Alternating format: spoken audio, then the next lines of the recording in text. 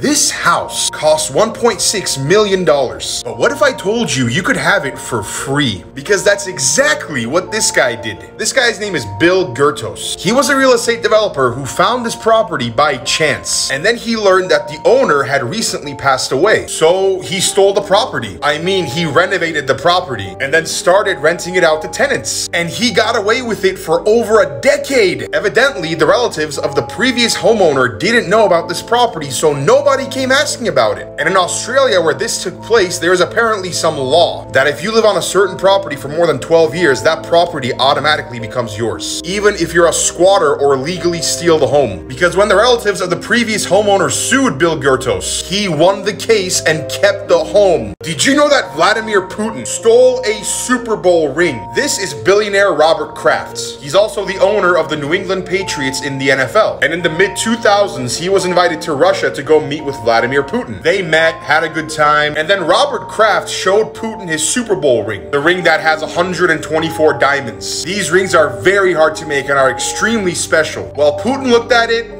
examined it, and put it on, and then he walked away. And Robert Kraft couldn't do anything because Putin was surrounded by bodyguards. He literally watched Putin steal his ring in front of his eyes. Obviously, he was very upset. But then President George Bush actually gave Robert Kraft a call, and he said, tell the public that the ring was a gift to Putin, because American and Russian relations are not good right now, and you don't want to make it worse. And Robert Kraft reluctantly told the public that it was indeed a gift, even though it wasn't. This guy stayed in an airport for 18 years. This guy's name is Mehran Karimi Nasseri. He's originally from Iran, but in the late 1970s, because of all the political turmoil, he got expelled from Iran and lost his Iranian citizenship. He had one English parent, so he decided to go to England and settle there. But on the way to England, someone stole his briefcase that had all his documents in it. When this happened, he was returned for some reason to France. He couldn't legally enter France because he didn't have any documents or a passport. He couldn't fly to any other country because he was stateless now and didn't have any citizenship. So he started to sleep at the airports. He would make Terminal 1 of this airport his primary residence for the next 18 years. Even though Belgium and France offered him residency, he declined. Apparently, he liked staying at the airport. Airport employees became his friends and they would often give him food and other supplies. 18 years in, he had a medical emergency and had to be taken to a local hospital. And he wasn't allowed back in the airport. His story inspired the movie The Terminal featuring Tom Hanks. This guy got $1.6 million